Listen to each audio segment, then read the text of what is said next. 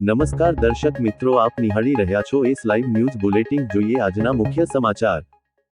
HCG આસ્થા cancer centre અમદાવાદે તેની robotic surgery સેવાઓમાં એક મહત્વપૂર્ણ સીમાચિહ્ન હાંસલ કરતા અત્યાર સુધીમાં 2800મી વધુ રોબોટિક સહાયિત કેન્સર સર્જરી સફળતાપૂર્વક પૂર્ણ કરી છે. આ સિદ્ધિ સાથે કેન્દ્રે પશ્ચિમ ભારતમાં રોબોટિક ઓન્કોલોજીકલ સર્જરી ક્ષેત્રે અગ્રણી અને પાયોનિયર તરીકેનું સ્થાન વધુ મજબૂત બનાવ્યું છે. રોબોટિક કેન્સર સર્જરી માટેના સેન્ટર ઓફ એક્સલન્સ તરીકે ઓળખાતું એચસીજી આસ્થા કેન્સર સેન્ટર અદ્યતન મિનિમલી ઇન્વેસિવ કેન્સર સારવાર દ્વારા વધુ ચોકસાઈ, ઓછો દુખાવો, ઝડપી સ્વસ્થતા, હોસ્પિટલમાં ઓછો સમય રહેવાની જરૂરિયાત અને વધુ સારા ક્લિનિકલ પરિણામો પ્રદાન કરી રહ્યું છે. કેન્દ્રે અત્યાર સુધીમાં 1600મી વધુ યુરો ઓન્કોલોજી રોબોટિક સર્જરી સફળતાપૂર્વક પૂર્ણ કરી છે, જેમાં 1000મી વધુ રોબોટિક પ્રોસ્ટેટ કેન્સર સર્જરીઓનો સમાવેશ થાય છે. આ સિદ્ધિ ભારતના અગ્રણી રોબોટિક યુરો ઓન્કોલોજી કાર્યક્રમોમાંના એક તરીકે કેન્દ્રની ઓળખને વધુ મજબૂત બનાવે છે. બે અત્યાધુનિક અને સંપૂર્ણ કાર્યરત રોબોટિક સર્જિકલ સિસ્ટમ્સ સાથે, જેમાં જાન્યુઆરી 2026માં બીજી રોબોટિક સિસ્ટમનો ઉમેરો કરવામાં આવ્યો હતો. એચસીજી આસ્થા કેન્સર સેન્ટરે તેની સર્જિકલ ઓન્કોલોજી ક્ષમતાઓમાં નોંધપાત્ર વધારો કર્યો છે. ગુજરાત, રાજસ્થાન, મધ્યપ્રદેશ અને આસપાસના વિસ્તારોના દર્દીઓ માટે આ કેન્દ્ર રોબોટિક કેન્સર સારવારનું પસંદગીનું સ્થળ બની રહ્યું છે. કેન્દ્રનો રોબોટિક ઓન્કોલોજી કાર્યક્રમ યુરો ઓન્કોલોજી, ગેસ્ટ્રોઇન્ટેસ્ટિનલ, થોરેસિક, ગાયનેકોલોજીકલ તેમજ હેડ એન્ડ નેક કેન્સર સહિત વિવિધ પ્રકારના કેન્સરની જટિલ મિનિમલી ઇન્વેસિવ સર્જરીઓ નિયમિતપણે કરે છે. અદ્યતન રોબોટિક પ્લેટફોર્મ સર્જનોને વધુ ચોકસાઈ, ઉત્તમ નિયંત્રણ અને ત્રિઆયામી દૃશ્યતા સાથે જટિલ સર્જરી કરવાની સગવડ આપે છે, જેના પરિણામે ઓછું રક્તસ્રાવ થવું, ઓછો દુખાવો, ઝડપી પુનઃપ્રાપ્તિ અને સ્વસ્થ અંગોનું વધુ સારું સંરક્ષણ શક્ય બને છે.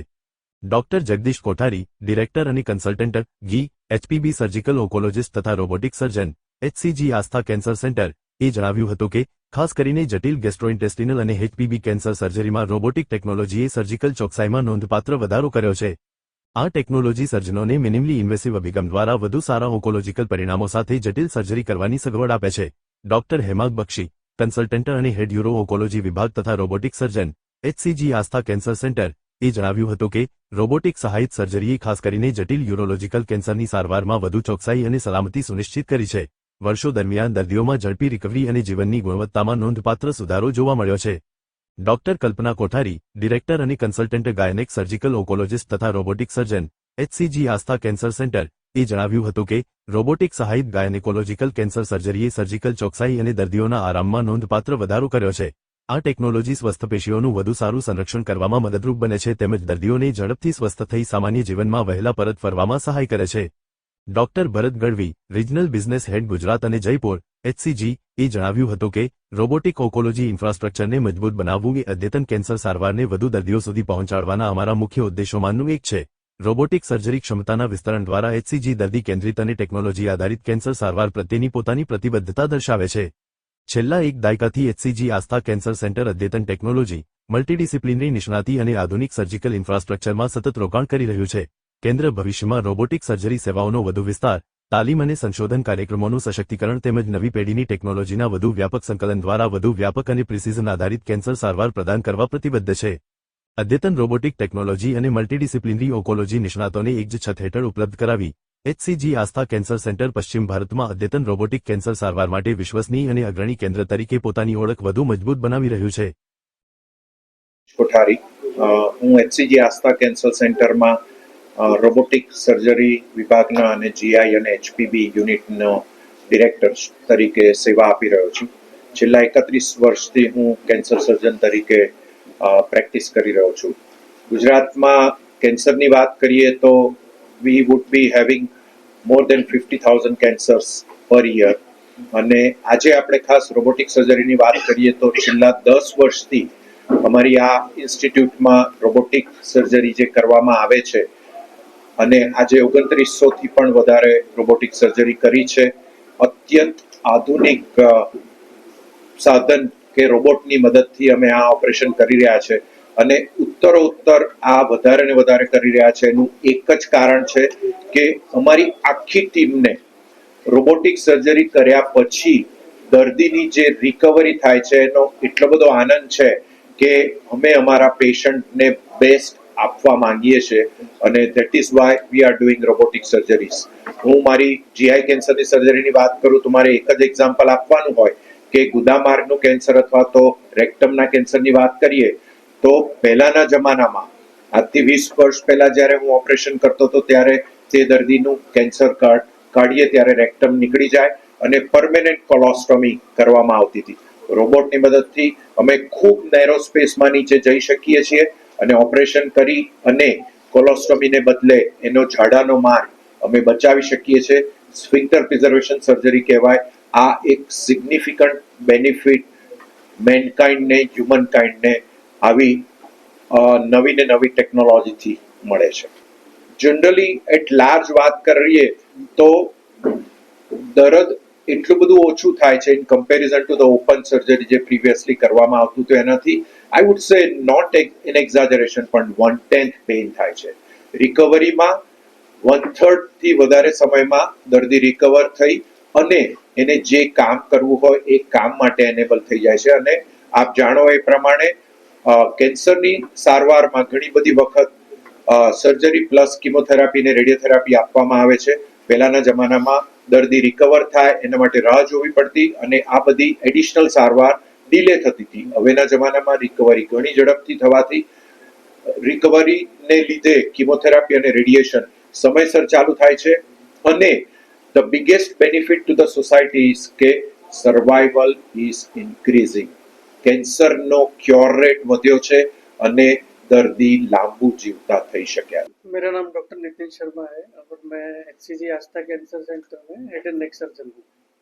गए सालों में हमने देखा है कि मुंह के कैंसर के केसेस बहुत ज़्यादा हो रहे हैं.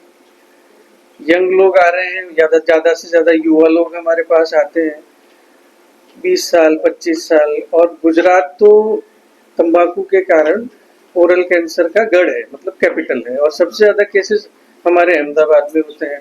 इसके अलावा थायराइड कैंसर होता है. ये सब यंग लोगों की बीमारी है. अब यंग जो युवा जो है उनका कैरियर होता है. कई लोग ऐसे प्रोफेशन में होते हैं कि उनकी पब्लिक डीलिंग होती है, रोज कुछ टीचर्स होते हैं, कोई बैंक में होता है. तो ऐसे लोगों के लिए खूबसूरत दिखना, उनका कॉन्फिडेंस, ये सब बहुत महत्वपूर्ण होता है. तो जब हम रोबोटिक सर्जरी करते हैं या रोबोट के माध्यम से सर्जरी करते हैं तो हम चेहरे पे उनके सर्जरी के चीरे को हम ऐसी जगह लगाते हैं कि वो स्कार कहीं विजिबल नहीं होता.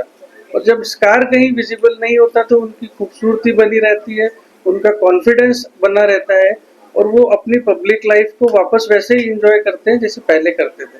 तो रोबोटिक सर्जरी का एक ये एडवांटेज है. दूसरा एडवांटेज ये है कि सर्जन को सर्जरी में कंफर्ट बहुत ज़्यादा मिलता है, उसका विजन बहुत अच्छा होता है और जहां आंख या हाथ नहीं पहुंच सकते थे वहां भी हम सर्जरी कर सकते हैं. जैसे जीभ के पीछे का हिस्सा, फेरिंग्स, ओरोफेरिंग्स, जहां आज से 10 साल पहले सर्जरी पॉसिबल नहीं थी, रोबोट के आने के बाद से अब वहां की सर्जरी भी हम करने लगे हैं. હું doctor Hemang Bakshi, head department of uro oncology and robotic surgery, HCG cancer centre, Ahmedabad. આજે આપણે વાત કરી રોબોટિક સર્જરીની. સો છેલ્લા 10 વર્ષમાં એચસીજી આસ્થા કેન્સર સેન્ટરમાં આપણે 2900 ઉપર રોબોટિક સર્જરી કરી છે અને હવે આપણી પાસે બીજો રોબોટ પણ સેમ ડાવિન્ચી એક્સઆઈ જે વર્લ્ડનો બેસ્ટ રોબોટ અત્યારે છે એ આપણી પાસે અવેલેબલ છે, જેના કારણે પેશન્ટ્સની જનરલ ફાયદા તો છે જ કે ઝડપી રિકવરી, ઓછો દુખાવો, ઓછું બ્લીડિંગ, અર્લી ડિસ્ચાર્જ, આ બધા ફાયદા બધી જ સર્જરીઝમાં છે. પણ મુખ્ય ફાયદો યુરોલોજીની વાત કરું તો ફંક્શનલ રિકવરીમાં છે કે પ્રોસ્ટેટ કેન્સરના ધારો કે 2900માંથી અમે 1000 રોબોટિક પ્રોસ્ટેટ કેન્સરની સર્જરી કરી 10 વર્ષમાં. તો the main benefit is early and better functional recovery, કે યુરિનનો કંટ્રોલ એકદમ ઝડપી અને પૂરેપૂરો આવે છે.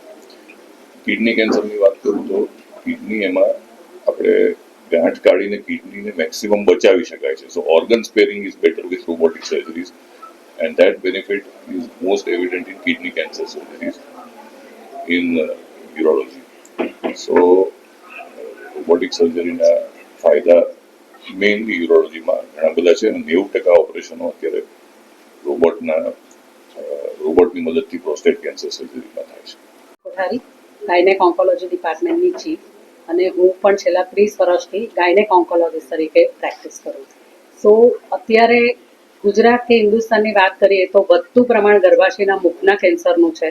આટલું બધું અવેરનેસ, આટલા બધા વેક્સિનની અવેલેબિલિટી છતાં હજી બી 70% ઉપરના કેસ અમને મોડા સ્ટેજમાં જોવા મળે છે.